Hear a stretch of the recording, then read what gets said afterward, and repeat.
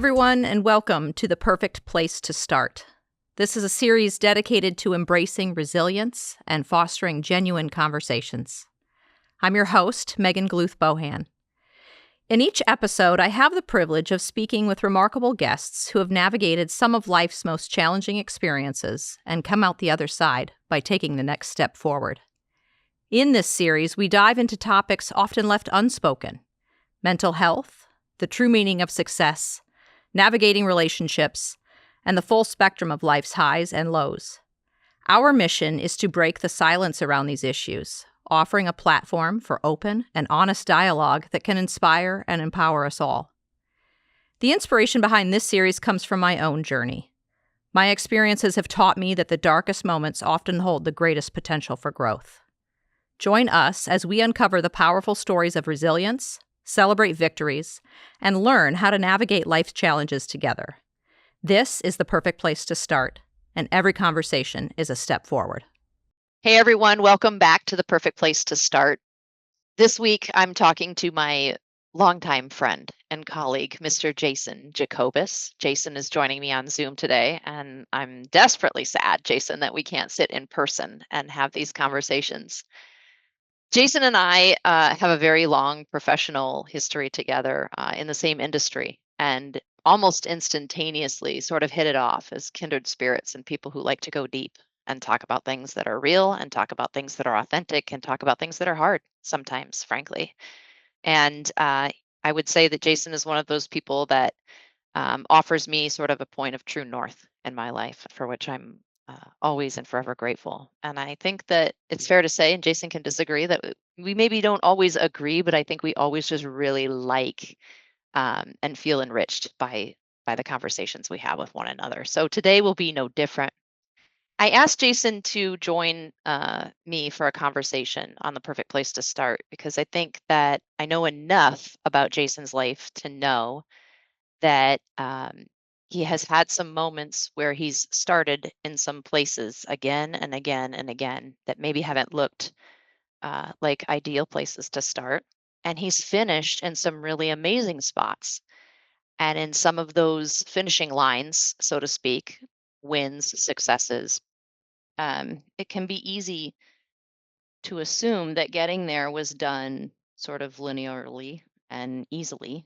And I think whenever we move our success into the world in a way that it seems like it was easily won, or it just was landed in the lap, or that he has some sort of extra human strength to get there that no one else has, we miss telling a story of the difficulty maybe in getting there and the realness and the grunge work around all of that. So today we're going to talk about some of that. And I want to say that when I have these conversations, I don't coach or pre-work too much with the people I'm talking to, and Jason can testify to that. So today we will have a conversation that will go someplace that neither Jason nor I necessarily know right now, and we're really super excited to take you along for the ride. And we hope that there's one person at least out there who hears this that in some way receives this offering from the both of us in a way that that lifts you up and that gives you some encouragement. So, Jason, thank you for spending a little bit of time with me today. I wonder if you would give the introduction of yourself that you would want to give to somebody listening to this. You can talk about whatever you want to talk about as far as who you are, but just tell us a little bit about who you are. Yeah, thank you. Thank you, Meg. Thank you for having me. And love these conversations. I've always kind of looked at my friend group in kind of concentric circles. And that innermost, what I would call kind of a 10-ring friend, is somebody that can give you unsolicited advice, good direction that will pressure test you. And I think that was probably where we connected at first, as we felt like, okay, this is somebody that's going to pressure test me. That then we, talk through ideas. We don't always agree, but we can always have a good conversation. So excited to be here. I did make the mistake of telling Caitlin and the kids that we were going to do this, and they were also in disagreement that we should be doing this over Zoom. They wanted a trip to the Pacific Northwest. So if and when we do a second episode, we'll have to do it in person. 100. But no, as far as an introduction, I'll keep it pretty simple. Somebody that's passionate about my faith, passionate about my wife, passionate about my kids, and passionate about what I do. And so pretty simple.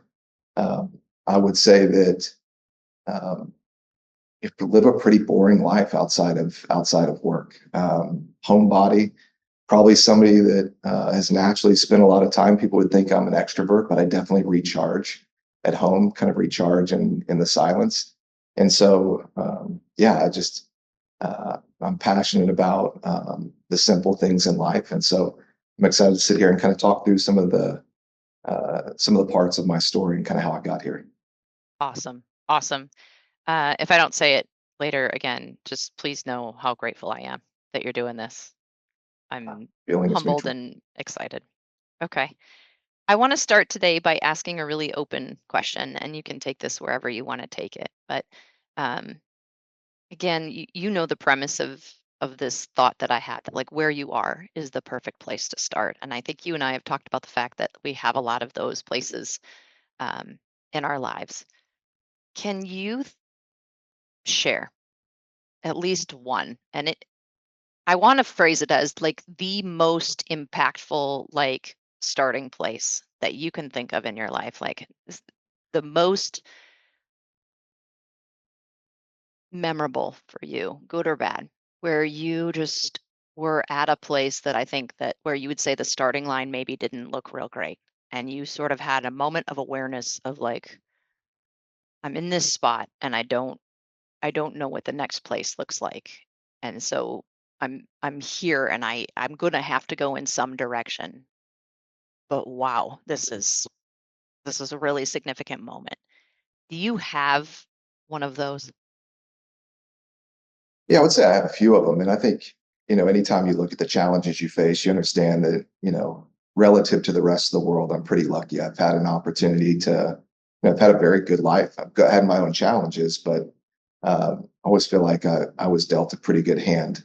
I think the thing that jumps off the page to me, and I kind of always have looked at it as a point of demarcation in my life, kind of looked at it as everything that happened before that moment in time and then everything that happened after that moment in time. So Caitlin and I celebrated our 15th anniversary this year. Congratulations. Thank you, thank you. So big celebration, but 6 months after we got married, I had just gotten into the chemical business, was an outside sales rep making territory calls, headed home one night and was stopped in traffic in between Dallas and Fort Worth. And just out of nowhere, just felt an explosion, a physical explosion, not figuratively.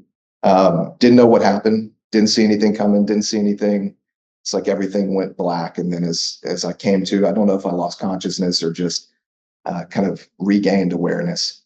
Started looking around, and whatever had happened was so significant that it actually broke my driver's seat in half. I was sitting there buckled into my seat. I was looking down where my center console should be, and I was looking at pavement, and I was facing outside the driver's side window and still had no idea what happened. First thought was, maybe it was my gas tank exploded somehow. I don't know if there was any rational thought at the time, but I saw all of these people running towards my truck. Drove a GMC, I think it was a GMC Silverado or Chevy Silverado, and just had no idea what happened. Finally, somebody pried me out of the car and kind of pulled me over to the side of the highway. And for those of you that have not been in Dallas Fort Worth, all of those highways are 5, 6 lanes across. It's a Yeah, massive yeah. highway, and so I was thinking to myself, how in with all these cars around me, how was I exposed to whatever this was that created the accident? And so come to find out, get to the side of the highway, and a car had come up the entrance ramp and had never hit the brakes. And come to find out after the investigation, he was doing over 100 miles an hour and hit me first. And so he hit the rear back quarter panel of my car, the passenger side quarter panel, went airborne. He hit 13 cars and totaled 8 of them. So at first, I didn't know if Gosh. anything was wrong. Ambulances came and they asked me, "Do you need to go to the hospital?" I said, "I have no idea. I've got so much adrenaline going, not sure." And they asked me, "Which car was yours?" And I pointed to mine. And they say, "Okay, you need to go to the hospital." Yeah. So yeah, they transported me by ambulance to the hospital.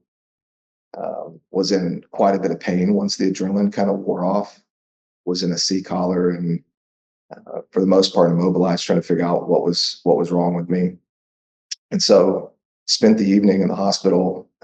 After that, ultimately had a broken back, had to have knee surgery, shoulder surgery, a variety of things. And so the process was about a year and a half long process of recovery through surgical intervention, going through a variety of different kinds of therapies. I was in a somewhat of a kind of a turtle shell, clavicle to pelvis, body brace, body cast for, I think it was just over 90 days. And so when I think about that moment, that was probably the most impactful things that shifted a lot of the way that I viewed my marriage, viewed my relationship with Caitlin, a lot of the ways I developed some new leadership and business skills as a byproduct of it, and had a pretty significant revisiting of my faith through that process. And so that's probably the most significant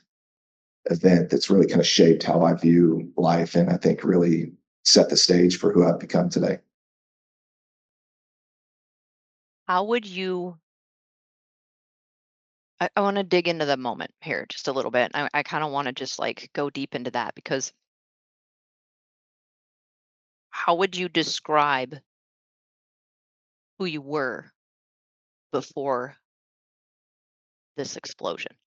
Literally, I mean, kind of an explosion of your life. Like everything's got to be tossed in the air for a little bit. And we'll talk about that. But like, how would you describe who you were if you had to like just give like the general before overview?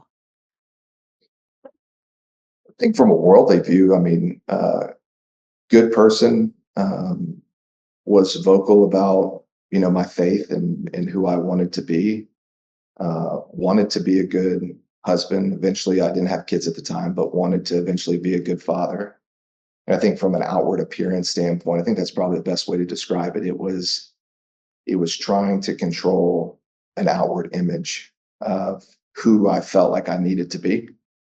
Um, I would say that I had a mediocre work ethic, and this was a big catalyst to developing a stronger work ethic. So I think in the grand scheme of things, a good person, but not a lot of depth. It was a lot of surface level posturing and demonstrating. And this process, I think, forced me to confront some of uh, the facade that I had put up in a number of different areas of life. So just run of the mill, an okay guy. The reason I ask, you talk about the fact that this is like a moment where like you become changed. You add depth. Is that a fair way to characterize it? Like all of a sudden, like Absolutely. you're going to add depth. When you're getting hit by a car going 100 miles an hour, help us understand like you're a mediocre dude doing the thing, phoning it in, right? Like, I mean, kind of like I Mhm, think most of us do when we're on autopilot seasons of our life, right? No disrespect there. Like, we've all been there. How do mhm. you move from that, get hit by a car, and then add depth? Like, that can't be a scenario where that's just like or was it? Did you have this moment where you wake up in a hospital bed and you're like, "Oh my gosh, I have to do something different"? Like, can you remember the first time you thought like maybe this is something I need to use as a shift in my life? Like, what was that thought like? I think you can understand more, your own mortality from a theoretical standpoint, but until you're really looking at a scenario that, again, as I look down to my right where the center console, should have been, and you're looking at pavement, and you're Mhm. realizing if he hits you at a slightly different angle, Caitlin is a widow 6 months after she gets married. And so I think there's something about going through a situation in which you realize how close you were to having your number called Yeah. that forces it. It's not something that I think, it's not something that I thoughtfully said, you know what, I think I need to make a change. It was realizing, okay, I have no guarantees here. And um, there was probably a process of moving from anger, having my life disrupted by somebody. And there's a backstory to probably at the root of that anger. And then moving towards a level of fear, going, okay, I'm not in control. I can control certain things, but there's a lot of this stuff in life that I don't control.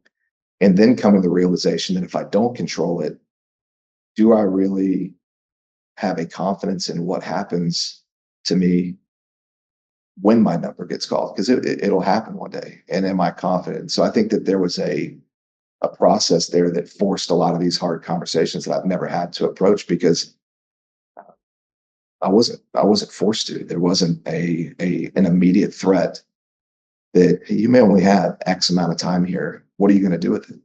And are you going to phone it in for that time? When do you think you realized how close you were?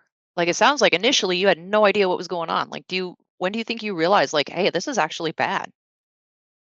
I think the first time that I realized it was when I understood the story.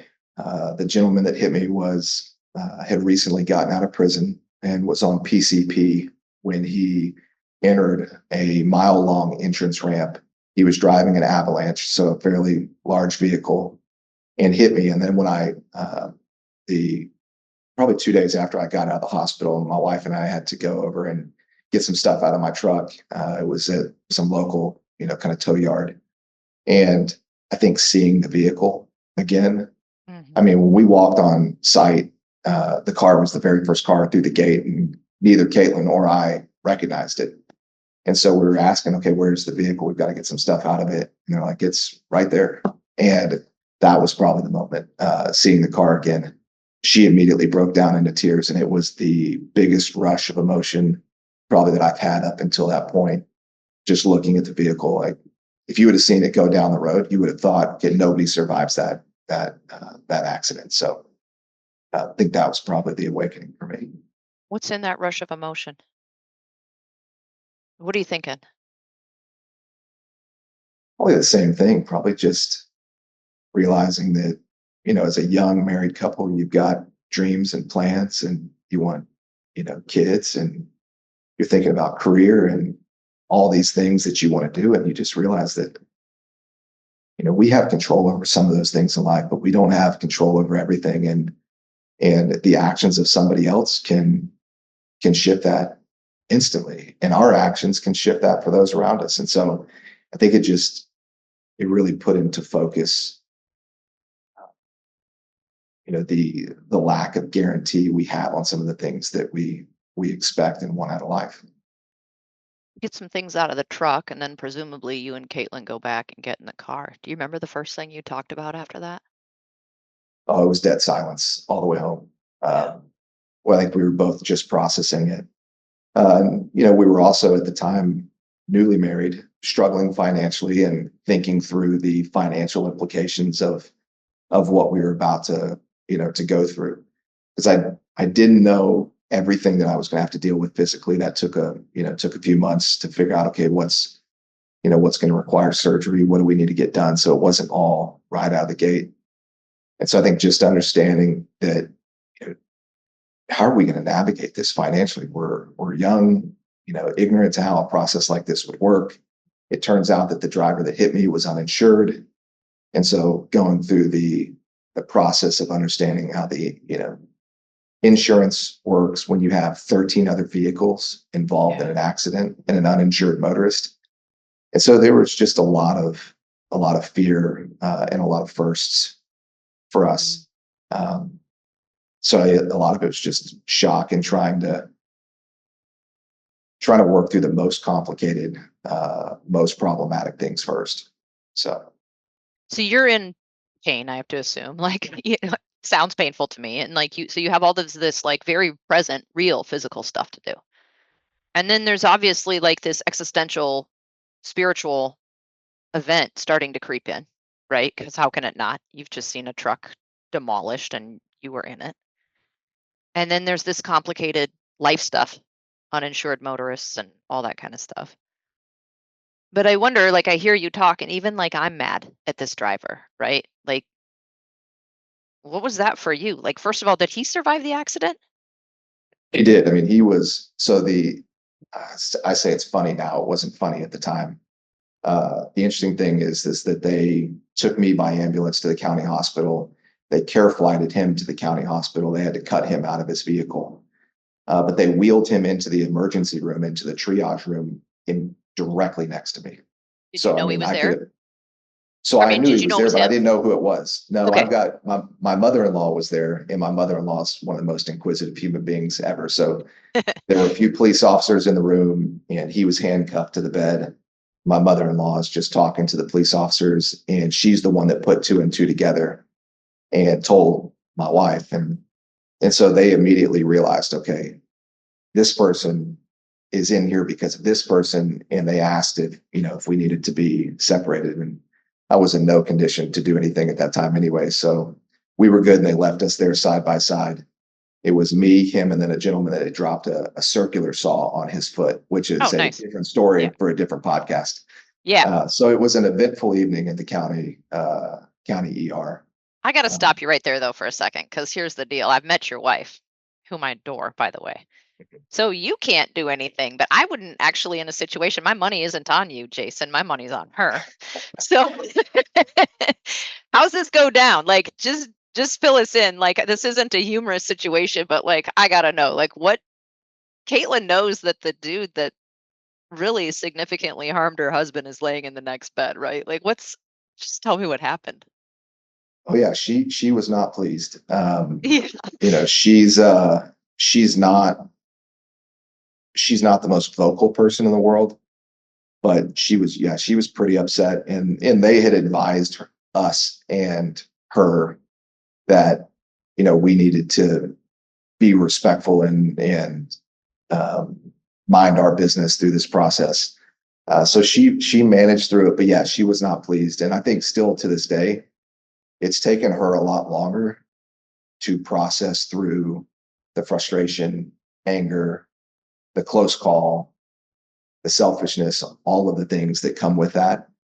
We have processed through that on a very different pace. And so I think if she was sitting here right now, you would hear a very different story, very different timelines. I think we ultimately got to the same place, but very different timelines on how we got here. All right. I want to know where you got and how you got there, because this guy had the potential to end your life. If not end it, maybe ruin it, and clearly that didn't happen. And we're going to talk about, how you pivot out of that. But I think it's really interesting, Jason, like you're sitting there with legit, like physical consequences caused by somebody else. This is a situation that's 100% not your fault. And a lot of times in our lives, we sit in the consequences of choices we've made, and that's a different kind of agony. But this is 100% not on you. Tell me, like, how you how does a person process that kind of anger, his selfishness, like all of that? Like, how do you unpack that? Like, how did you unpack that? Comes in phases, and I'd be lying to you to say that oh, I just forgave him right there sitting in the ER. That's not how it worked. Um, I think you start unpacking it in almost like dominoes. The first thing I had to unpack was the anger that I felt towards him. I think over time I realized that it was inwardly focused towards me. The anger was actually a mask of fear for me. Mm. And part of this, maybe a little bit of background, but I've always enjoyed studying people. Have enjoyed. I mean, I got my degree in psychology, wanted to go into family marriage counseling, and so understanding why people behave the way they do, how they process the things that they do, it's always been something I've been interested in. And so I'm a fairly introspective person, and so I quickly realized that the anger towards him was really masking a fear that I was not in control. And I'm one of those kinds of people that I feel like you can kind of just death grip any situation and power through it. And the first time, I think you come to the realization that you are not in control, at least not in control of some larger outcomes like this situation, is a point of awakening, or at least it was for me. Yeah. And then I think to unpack that further, the second domino was the fear was that, I would tell people that that I was a Christian and I, believed in the Bible and believed in salvation. But when you're faced with a situation in which your number is, was almost called, you start to really unpack whether or not I started to unpack whether or not I was a Christian like I was a Cowboys fan. Is this just the team I cheer for on Sundays? Yeah. Or do I truly believe in, you know, in the Bible? Do I truly believe in the roots of my faith? And so I think that was really the unpacking that was the process for me. Was it was anger towards him turned to fear that, do I really believe the things that I've historically said I believe, now that I'm sitting here looking down the barrel of what could have been, the end? And so I think that was the process. So the anger didn't go away until I realized that I really wasn't angry with him. I was angry at the fact that I didn't know why I believed what I said I believed, and ultimately didn't know what that looked like. And so I think that was the process for me that I had to go through. I want to talk about this control thing, and then I actually do want to talk about your faith a little bit. Because I think in a weird way they go hand in hand. You said like operating with this idea of this death grip that like if we just hang on to it, we can control it, and like that lands on me. Um, I think that we all labor under the delusion sometimes that we can control a lot more than we can. Would you say that this situation has given you like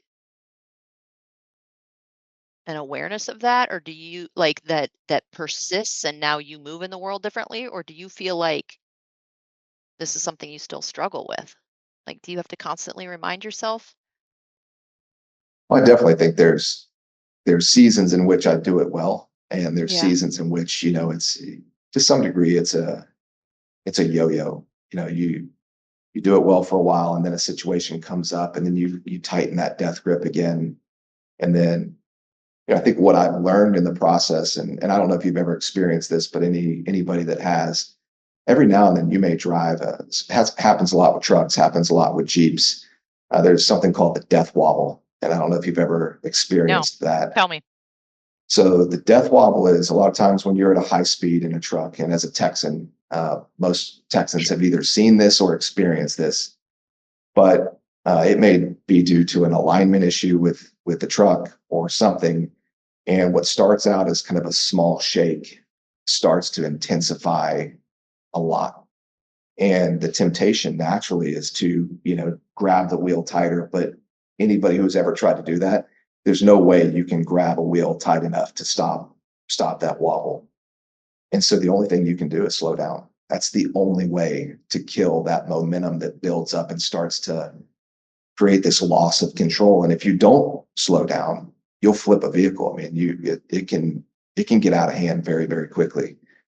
And so to some degree, that is, analogous to what happens sometimes for me. Is it is a slight shake starts to build momentum, and it starts to get out of control, whether it's a business issue, family issue. And it's a reminder that I'm not going to be able to strong arm this thing through. I've got to just slow down, um, think through something, just kind of bring the truck to a stop, and reassess and kind of go from there. And so um, I think that is something that I constantly battle with. And my first inclination is to grab the wheel as hard as humanly Yeah. possible and just motor through. The other blessing for me, though, is that Caitlin is the ultimate sounding board in those situations. She knows me well enough. She knows how I'm bent when things start to build up that momentum, and she can typically catch me before something gets out of hand. And so having that sounding board, having somebody that knows you, loves you, and that has the willingness to speak truth Yeah. into your life is special. And you've spent enough time around her. She's quiet, but when she says something, there's a ton behind it, That's and right. I listen. So Yes. most of the time, I listen. Yeah. No, listen, I don't have enough good things to say about her, but one of the words I would use to describe her is precise. And I mean that in the sense that like when she says something, it's precise. I have a sneaking suspicion that she probably feels the wobble long before you do. Oh, Um, no question. and then can kind of deliver that in a way that doesn't leave a lot of room for confusion, which is essential in that moment. Yeah, her wisdom to word ratio is really high. Certainly. Yeah. And that's a really good way to put it. Like super, super well articulated. I also know you to be a person who's always consistently still in this inquiry about why are we here and why do I believe what I believe, and particularly in matters of like faith, spirituality, and all of that. You clearly then either started or restarted that inquiry as a result of this incident, right? And I don't know you to be a person that has ever stopped. Like, I don't know if you've ever arrived. I always see you as a person who's just continuously seeking and churning on that. Do you have a specific moment where you thought, like, I need to know the answer to this for myself? Like, I need to know what I think here. Like, do you have that moment, or did it just slowly get more like an irritating gnat you couldn't get rid of? Like, can you talk about that? There was definitely a moment where I understood that I can't just preach Christianity. I can't just maybe let me take a step back. There is an author that's out of the Pacific Northwest. He's a pastor. Um, Last name is Comer. I think it's John Mark Comer, and he talked about the pastoring a church in the Pacific Northwest where it's not the Bible Belt. And he talked about that in the Pacific Northwest, your faith has very little social value. Mm. And in the South, that's very different. Faith a lot of times is more of a club than a relationship. And so I think the thing for me was I had owned the fact that my faith had been more about a group that I belonged to more than a relationship that I invested in. And that was apparent very quickly. I mean, again, How? I confronted, I just realized, I mean, the fear alone. I mean, if you are confident in the truth of the Bible, and again, this is just my faith. If you're confident in the truth of the Bible, um, I don't think that I would not have felt the way that I felt, which was fear of what's on the other side of this. Sure. What would this have looked like? And so that was just an awakening for me. And yes, you're right. I had to know more. I know enough and knew enough then to know that I was never going to get, you know, I think the thing that's interesting is it reminds me of a quote that a man never walks in the same river twice because it is not the same river and he is not the same man. Really is a great analogy to me of the Bible is that, I think that at different seasons of life, you read it and it speaks to you in different ways, given the different seasons and challenges and things that you're dealing with. And I think that's why it's referred to as the living word. And so for me, I had to understand concretely the basics of my faith that I professed. And so I had to understand the historical reliability of the book of the Bible itself. I had to understand that Jesus was a man. I had to understand uh, you know the life, death, and resurrection, and I had to understand it intellectually. I had to understand creation intellectually. Now, again, to sit here and say I understand those things cold, 100%, no questions asked, would be disingenuous. But I went through a process of evaluating my faith again intellectually uh, to gain a lot more comfort that this is not just a jersey I wear on Sundays, but this is something that I believe to the core of who I am, and know it well enough to when somebody's inquisitive about it, I have I think the foundation to speak to it, which I think is lost sometimes in faith. That people believe that faith has to run uh, opposed to truth and facts and detail and history, that those things are somehow at odds, and I don't believe they are. And so that was a big part of the process for me, and probably the single greatest gift I got through the entire process of healing from the accident. You have an awareness of a moment where you felt like you were kind of at like a turning, like a fork in the road, like a decision for yourself to either like recover and recover in a way that you were proud of, or continue to just lay here? Like, do you have a moment like that? I don't know that I think that when I realized it was not a death sentence, that was the moment when you realize that, okay, I get a second chance at this. I get another opportunity. I get a chance to say the things I haven't said to Caitlin. I get a chance to hopefully raise a family one day, which, we've got 3 kids now. And so I think that realization was when, you're walking out of the hospital and you're going, okay, I can, I can't change what just happened, but I have an impact on what happens next, and I don't have to do it the same way. And I think that was the moment for me. And again, it impacted the way that I led. It changed a lot of my leadership philosophies. It allowed me to empathize with Caitlin on a different level, because Caitlin's battled her own challenges with anxiety and depression throughout seasons of her life. I had never dealt with that, but following my accident, it was the first time that I had anxiety, and I couldn't rationalize my way out of them. I'm Right. like, I can't use common sense here. I can't shut this off. And so it gave me a different view of mental health that I've never had, uh, you know, never been exposed to. And so I think it dramatically impacted my ability uh, to love her in a different way, and to be empathetic to those seasons that she goes through. So there's a variety of different things that changed after that. Okay, so let's talk about some of them. And if you can, give us, I mean, there's so much that changed after that, right? But like, what did you do first?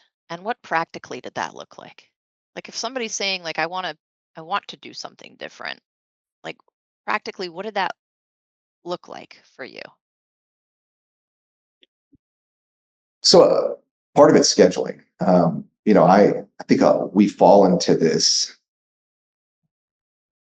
pursuit of busyness and hurry, and I am blessed with a lot of amazing women in my life, you being one of them, but a lot of wisdom around me. But my mom always told me that you can learn a lot about what somebody values in life by looking at their calendar and looking at their checkbook. And so the first thing was reassessing, where was I allocating time to? And a little bit about recent changes in our life. We've relocated, 2 Texans born and raised. We are now residents of Oklahoma. So a lot has changed, and it has changed because of a constant reevaluation of how I spend my time and how we spend our time. So the first thing practically was becoming honest and saying, okay, if somebody looked at my calendar and somebody looked at my checkbook, would it mirror the things that I've said matter to me? I've always said it's my faith, my health, my wife, and my kids. And then after that, everything else is next. And if you looked at my calendar, would you see that alignment? And the Did it? reality was no, no, in no way, shape, or form. And in 60 days ago, it didn't. Yeah. And so this is not something that I think you fix and put away, or at least it hasn't been in my life. It's something that I'm blessed that I love to work. I love the industry we're in. I love the people that I've worked with. And so I'm not bent towards, or my struggle is not that I struggle to be motivated in the morning. It's that I am my own worst enemy. What I love to do can pull me away from the things that matter the most to me, which is my relationship with Caitlin and the kids and my own health. And so I think the very first thing practically that I did was to become really honest about what are those priorities, and can you see that in the way that I allocate my time and my money, and to be introspective, and then also to invite accountability into my life. I think it's one of the things that has had the biggest impact on me that I think is, you know, dramatically underutilized, which is inviting people to speak truth into your life. And what I've realized is the more you grow, professionally, especially, the fewer people will sit here and call you on, on your BS. And Absolutely. when you find somebody that will, I'll latch on to them. I mean, it's part of the reason I'm sitting on this call with you is that, Right.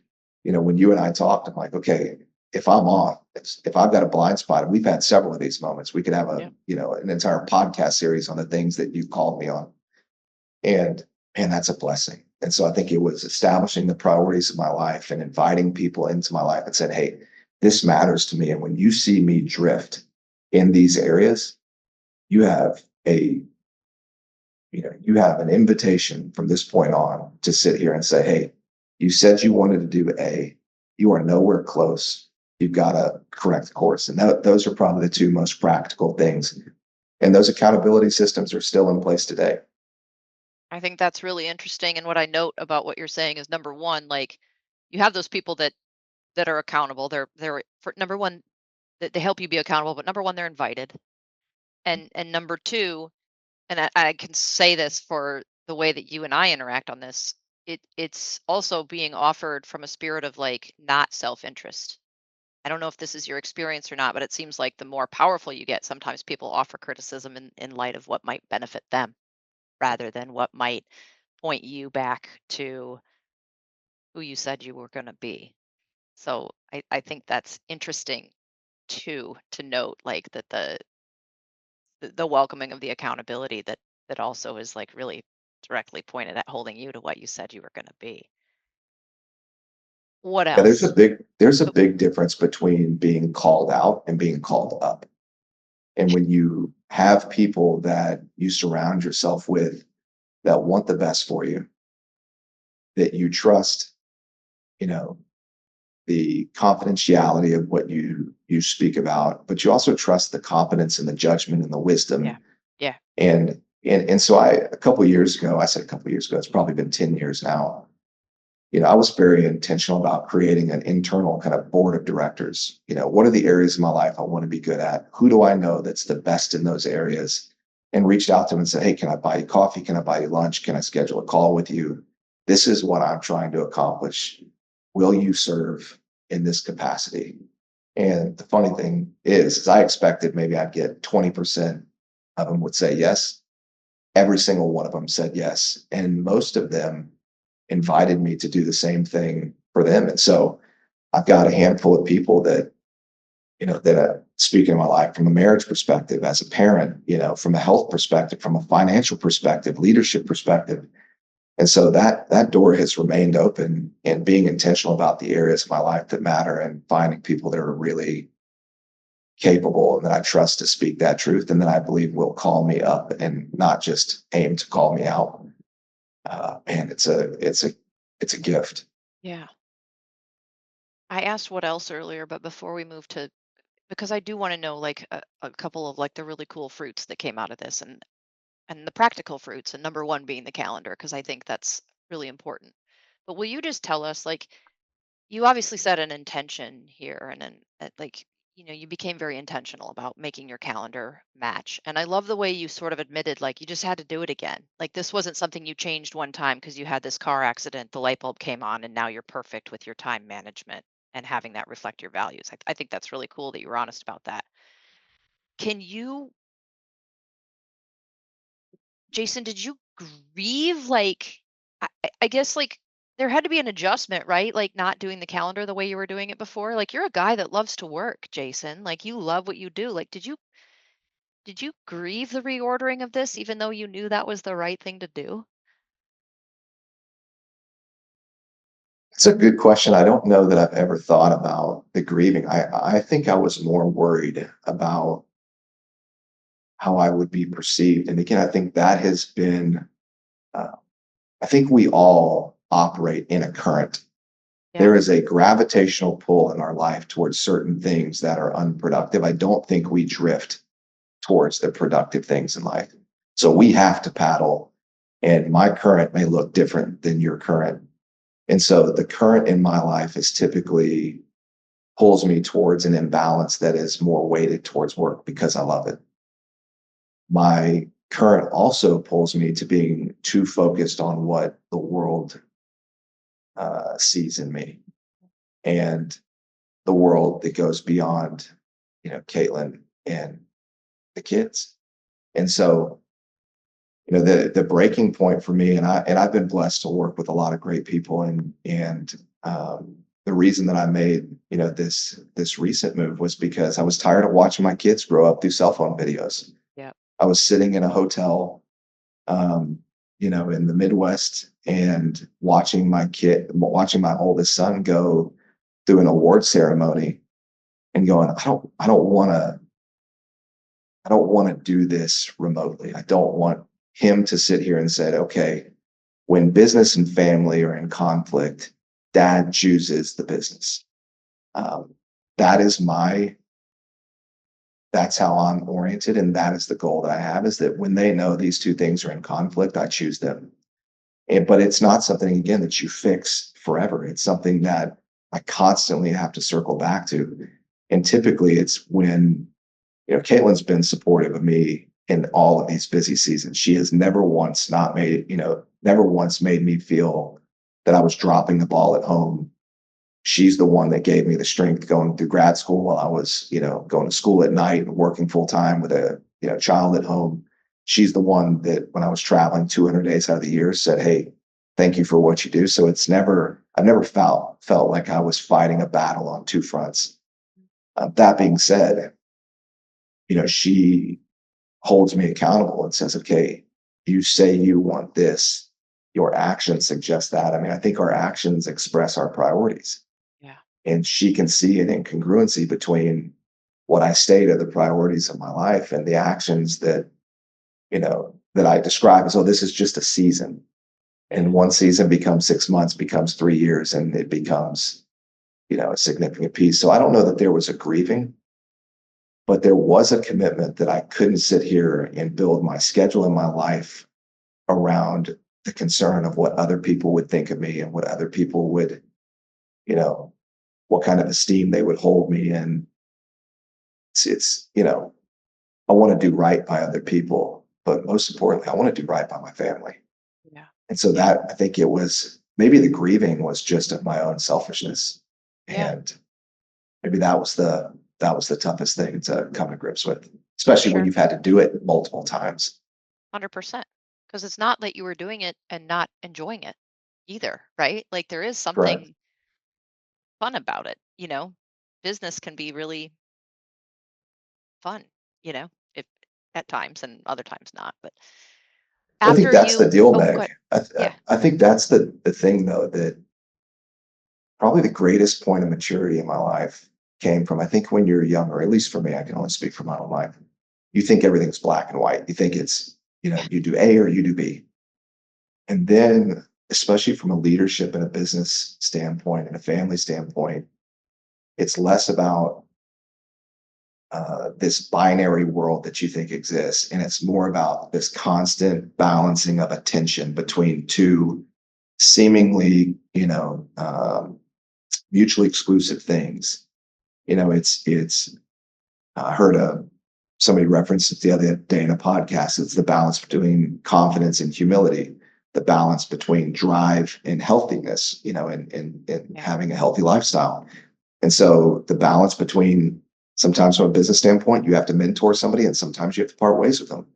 And so these things are not cut and dry. And I think that was the biggest point of maturity, is understanding that life has a nuance to it. And sometimes you have to do A, and sometimes you have to do B, and sometimes you have to do some variation of both. And so the drive that I have from a business perspective is not unproductive. It's not a bad thing. It's not Right. something to avoid, but it is something that that tension has to be balanced. And when everything is all, professional drive, or, push, push, push, there has to be an assessment of, okay, am I balancing that tension properly? And so I think maybe that's the best visual, is that life is a tension to manage. Yeah, for sure. So you looked at your calendar. What else did you look at? What next? Just the authenticity of who I am. You know, Say I, more.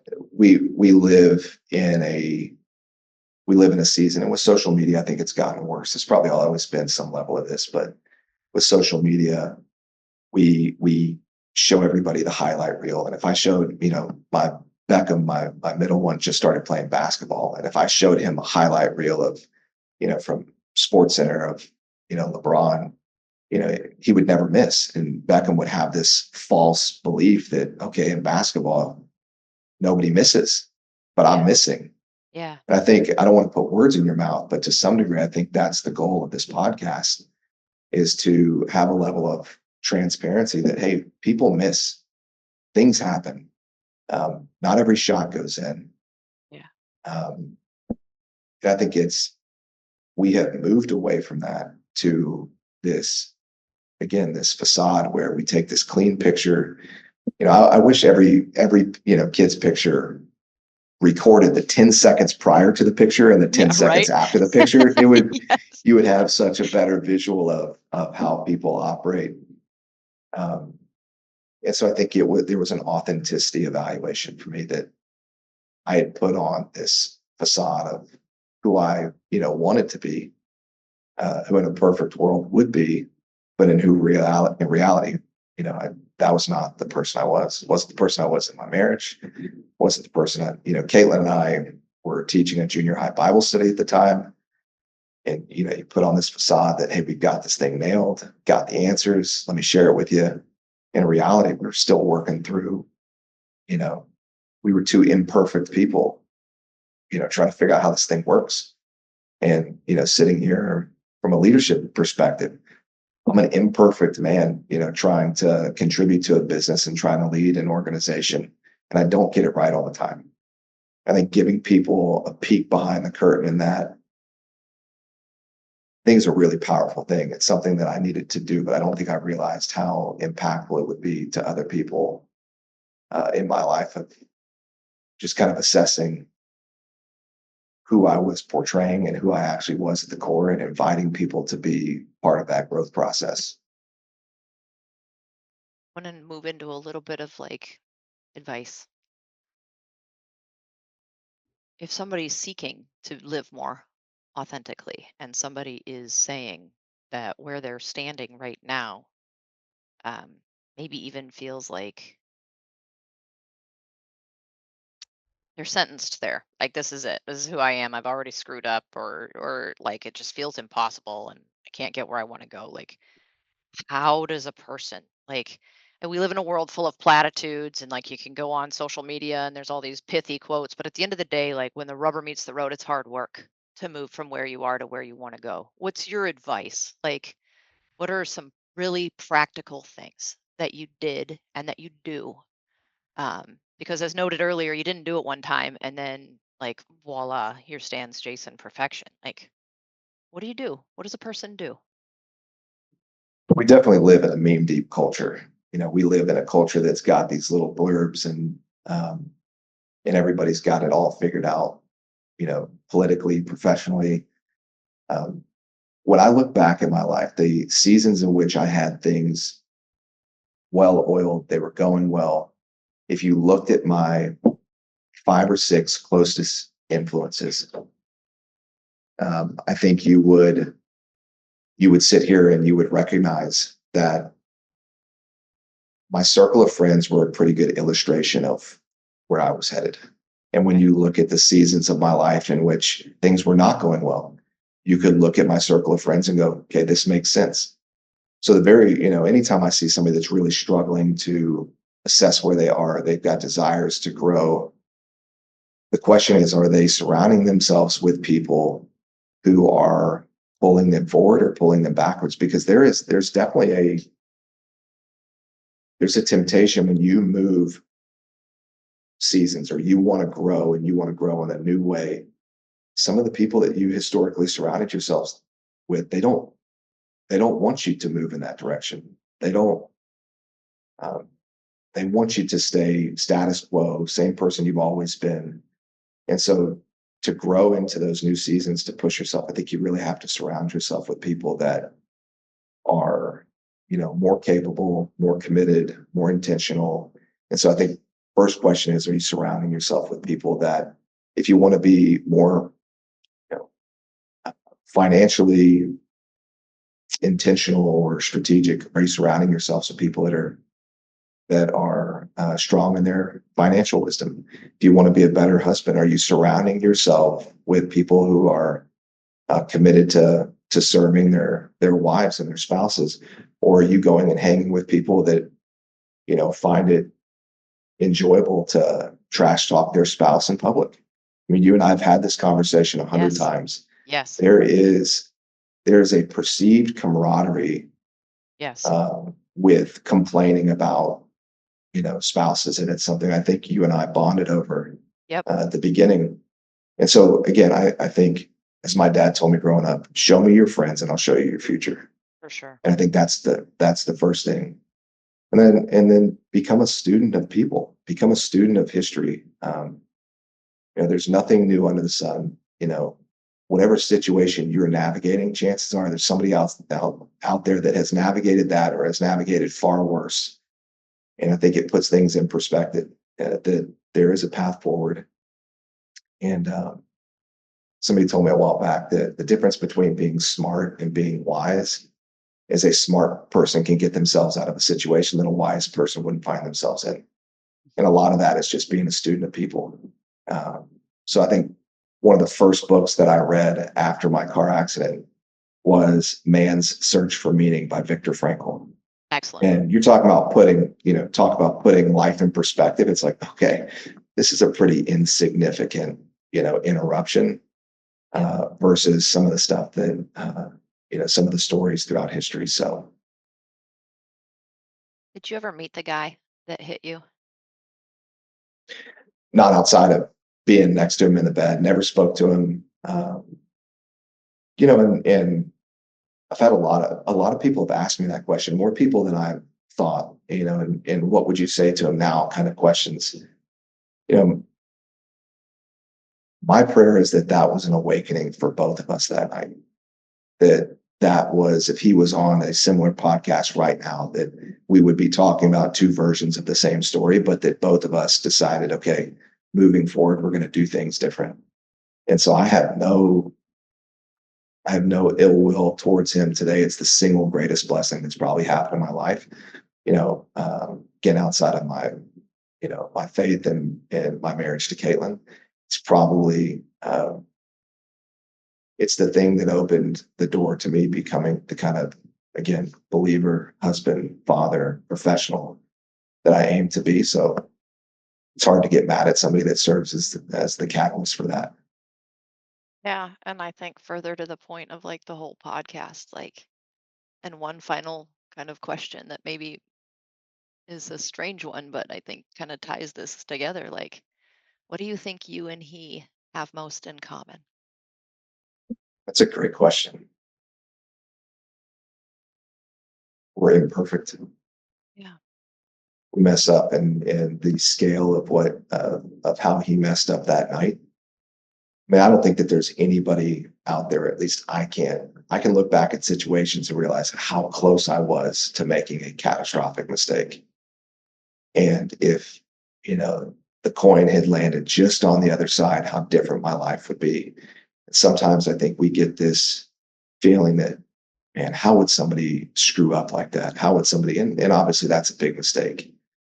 Um, but he's an imperfect man. I'm an imperfect man. And I think that's the biggest commonality we have, is that we're never uh, we're never going to be perfect, and we're going to continue to make mistakes. I think the goal is just to continue learning. Absolutely. Jason, thank you so much for being, first of all, like really vulnerable and super authentic today and honest, and for letting this conversation just sort of drift where it was going to go. I trust that what we talk about like is what somebody needs to hear us say. And I'm just so grateful to know you and really, really proud to call you my friend. And uh, I'm always just so blessed by your wisdom. So today is no exception to that. So thank you so much for making the time and for being here. Really enjoyed it. Have to do Thanks, it again. Jason. Absolutely.